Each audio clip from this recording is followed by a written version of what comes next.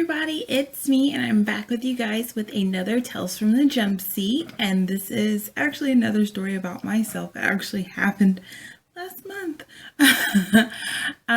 If you guys have been following me on my Facebook page or Instagram, you know I've been to Hawaii a couple of times last month, and yeah, this happened on the way to Hawaii. And so, like before, I'll list what is on my face and my eye makeup down in the description box. And let's just get into the story. So, I was on my way to Lahui. I got called out for a trip to Lahui. Lahui is the smallest island in Hawaii, if you did not know.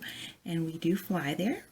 And I love going, and there's roosters and everything there, so I love it. It's just a very rural area.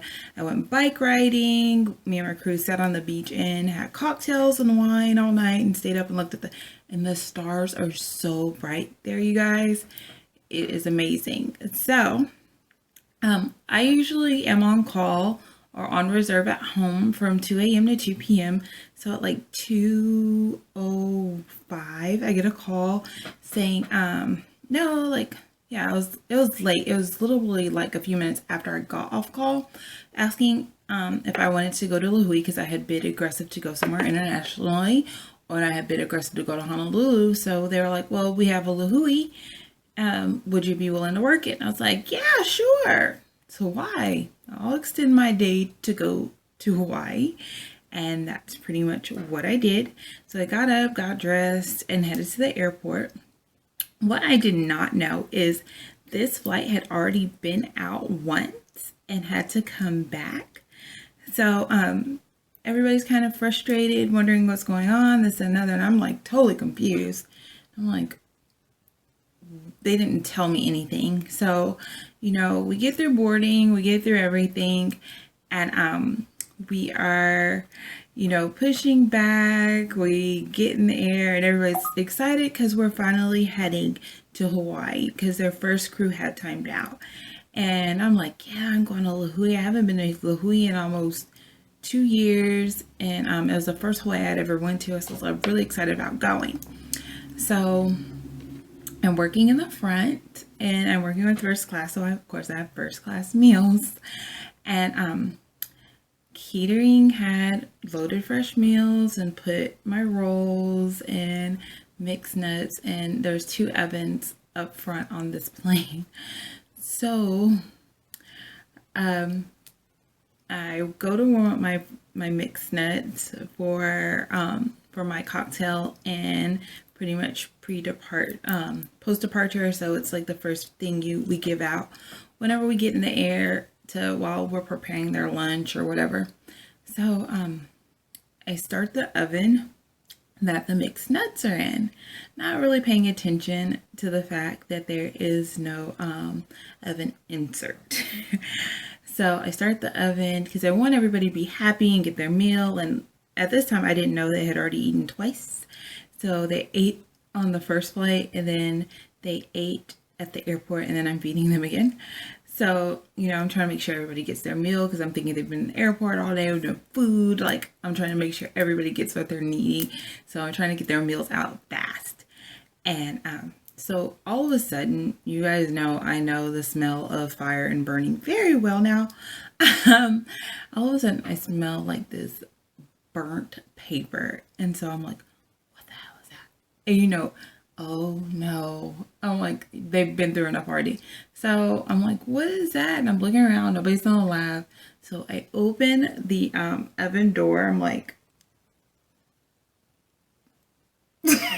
and there is a huge, like, it looks like the little flames from the cartoons. Like, I'm like, really? So I slam it shut, turn the oven off, and like all of a sudden you just smell the smoke and the burnt stuff from what ended up happening was the topper for the mixed nuts got stuck to the heating component of the oven.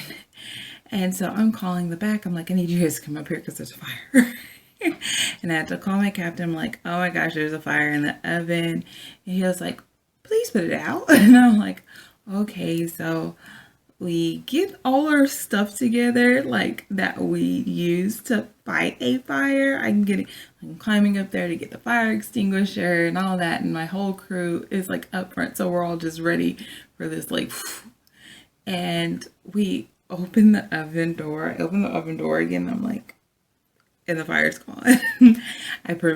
I was so embarrassed.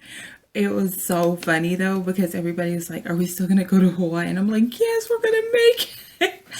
And it's just has taught me to make sure that if catering puts something in the oven, to make sure the whole compartment of the oven is there, or it will set it ablaze. And it was just one of the most funniest reactions, because everybody sees us like with our getting stuff ready to like fight this fire, and then our FO calls and he's like, is there still a fire? And I was like, no, we got it. And he was like, good.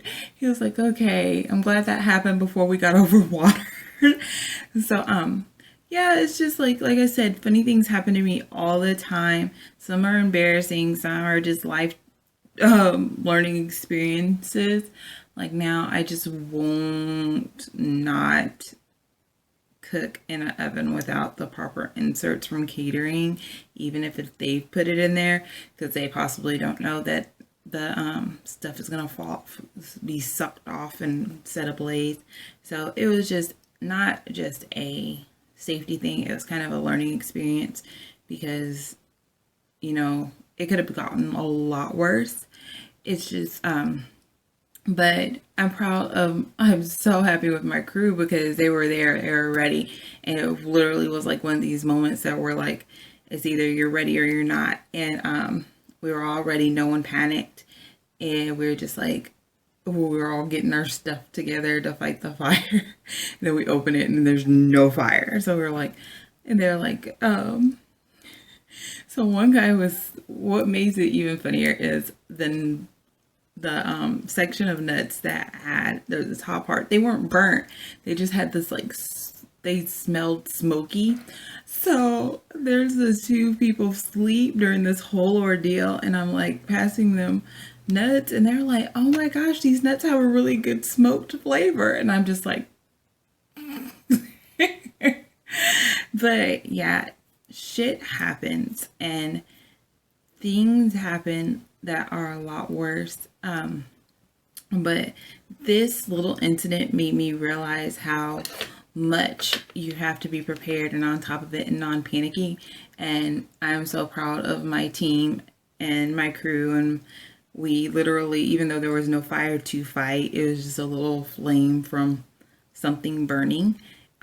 We are just on it, and I'm grateful that no one panicked, and I got a round of applause and a above and beyond credit, because we still made it safely to Lahui, because that's almost a 7-hour flight, and they were happy. So it's just a learning experience that stuff does happen to the best of us. And like I said, thank you guys so much for watching. I love you, love you, love you so much. Don't forget to like, subscribe, and follow. All my information will be in the description box below. There's actually a few more places that are hiring. I'll actually put that on my Facebook. I put the links to their application process if you're interested in that.